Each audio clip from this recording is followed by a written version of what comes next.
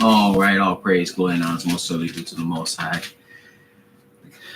God of the patriarchs, Abraham, Isaac, and Jacob. I want to say peace to each and every one of you in the name of His Son. I always count it a blessing each and every single time that I come before you to preach the word, and never do I count it as a light thing to do so.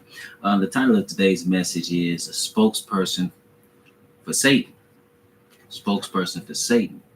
And I'm speaking of something that many people fail to realize is that Satan is behind a shadow of a doubt on his job. And many people don't realize how he is on his job. Okay, he is on his job because he is on this earth wreaking havoc. Let's go to Revelation, the 12th chapter, real quick.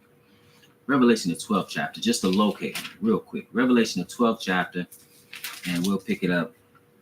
Verse 7, it reads, "And there was war in heaven. Michael and his angels fought against the dragon, and the dragon fought and his angels, and prevailed not. Neither was their place found any more in heaven. And the great dragon was cast out, that old serpent called the devil and Satan, which deceiveth the whole world. He was cast out into the earth, and his angels were cast out with him." So where is Satan? He is right here on this earth. Okay, so we understand that further. Let's go to the book of Peter.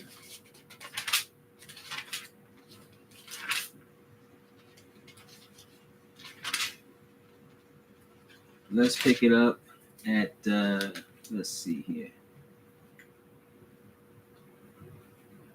Let's go to, well, just so we understand what we read. Well, actually, we can go to 1 Peter.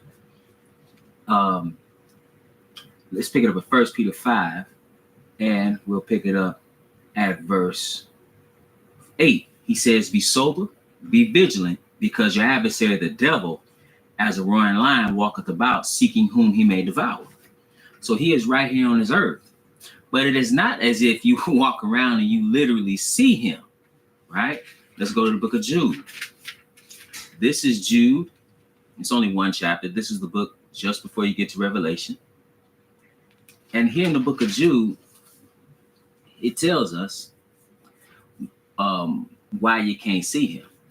This is verse 6. It says, "And the angels, which kept not their first estate, but left their own habitation."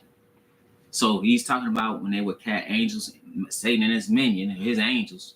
He deceived a third of an innumerable amount of angels who were cast out into the earth. So that they left heaven. That was their first habitation.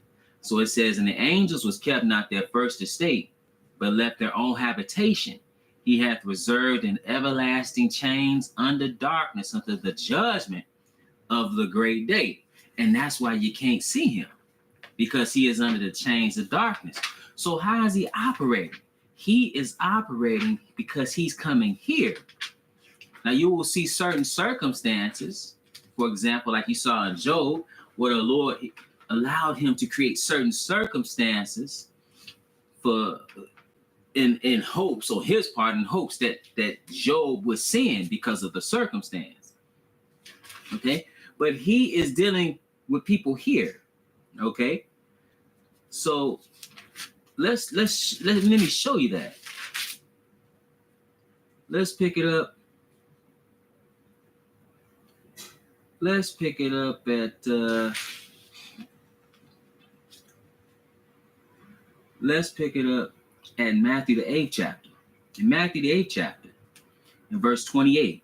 Here we're going to see the Lord, and notice what happens here in his interaction with these unclean minions.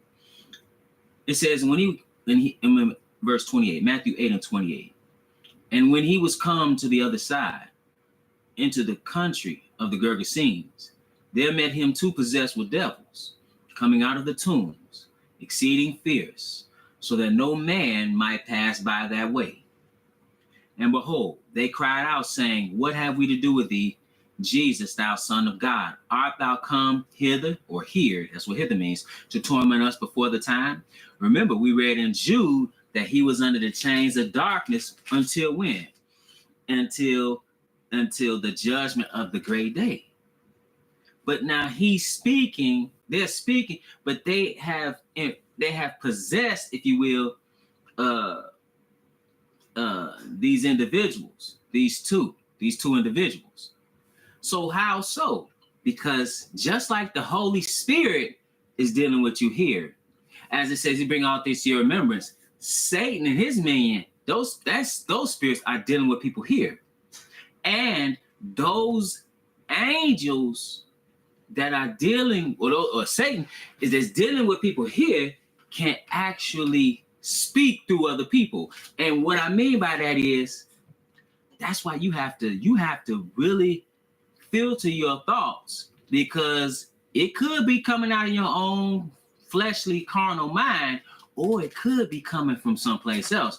Let's go to one of the oldest books ever written. This is the book of Job, chapter 1. Now, I alluded to Job earlier about how Job, if you read Job lost everything. He was a very wealthy man with great progeny. He had 10 children. He lost all of his children. He lost all of his wealth. He lost his health. And in the midst of this, let's see what happened. And we'll see somebody being a spokesperson, seemingly being a spokesperson for Satan. This is Job, the 2nd chapter.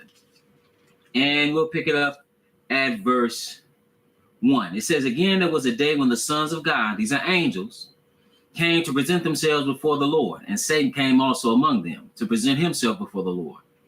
And the Lord said unto Satan, from whence comest thou? And Satan answered. Notice what he said.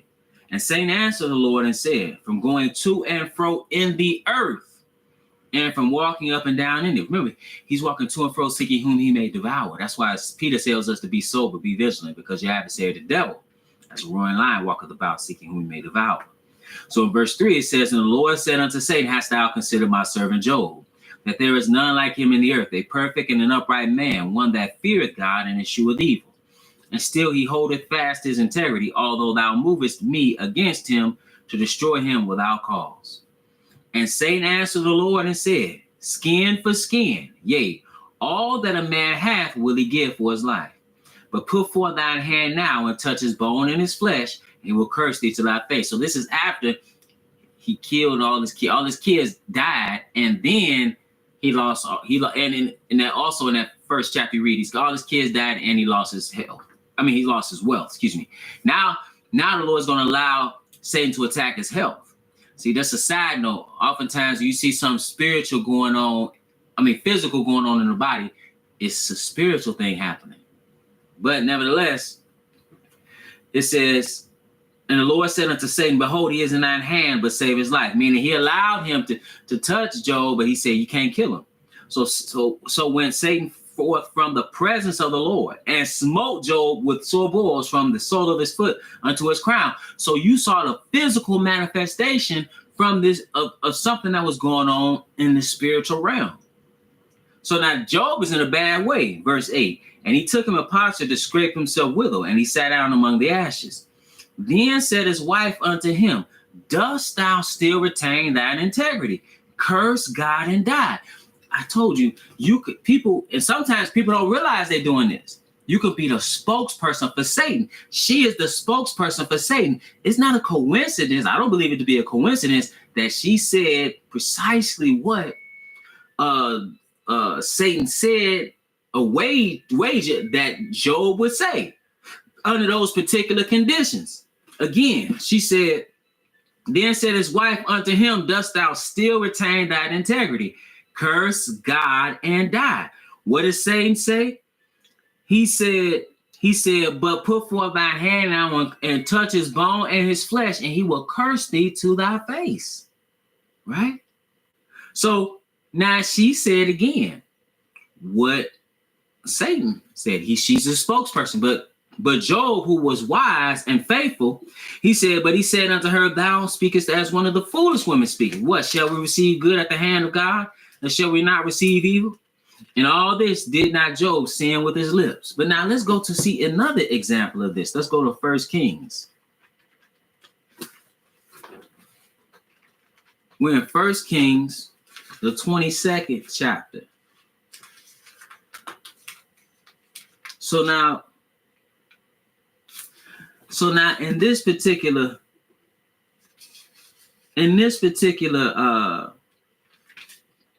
passage, this is when Ahab and Jehoshaphat. Now Ahab was unrighteous. He was a notoriously wicked king of the northern kingdom. Jehoshaphat was a righteous king of the south, of the kingdom of Judah. And so now he comes to him and says, know ye not that Ramoth Gilead is ours? So he wants to go into consort together to take this particular area. But the Bible talks about not being unequally yoked. With unbelievers. So Jehoshaphat had no business, and he didn't prosper because of this. Later on, he had no business being connected with Ahab in his way, because Ahab was wicked. So now he wants to inquire of the Lord. He said, is there not here a prophet of the Lord? Because what happened was, he said, inquire of the Lord. So, and then what happens is Ahab had all these false prophets, right? And they all told him, 400 of them told him to go up to battle, right?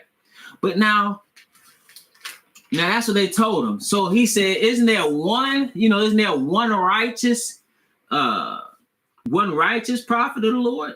And they said, there's yet one Micaiah. He said, the son of Imlah, by whom we may inquire of the Lord, but I hate him, for he doth not prophesy good concerning me, but evil.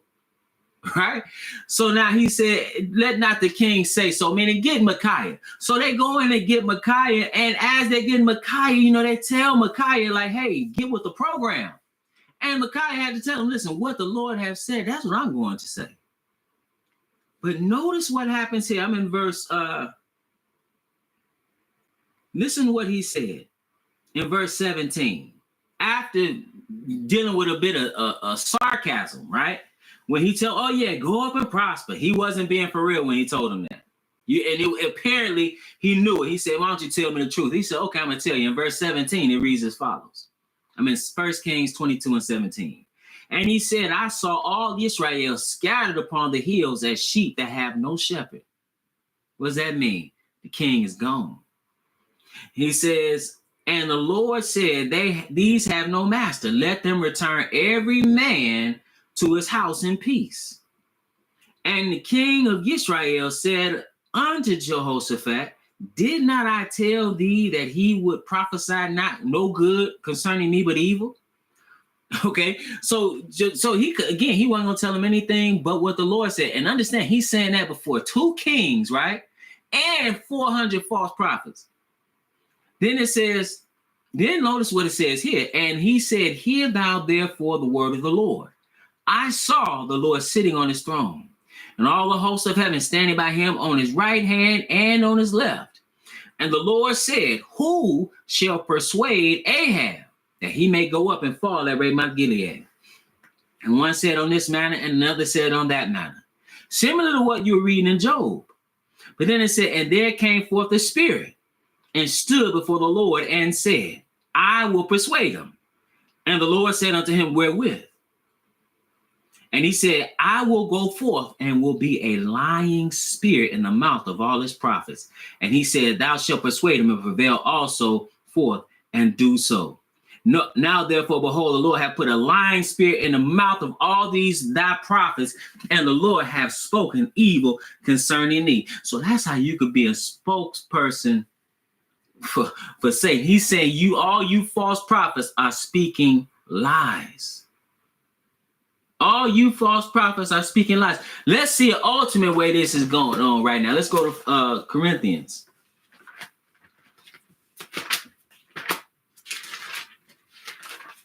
Notice what it says here. This is 2 Corinthians, the 11th chapter. And notice what he says here. He talked about those who will preach another Jesus. He said, receive another spirit that they have not received, or another gospel which you have not accepted, you might well bear with him. And he tells you what kind of person would do that. He said, verse 13, for such are false apostles, deceitful workers, transforming themselves into the apostles of Christ. And no marvel, but Satan himself is transformed into an angel of light. Therefore, it is no great thing if his ministers also be transformed as the ministers of righteousness, whose end shall be according to their works. Whose ministers? Satan's ministers. So now Satan's ministers are the spokespersons for Satan.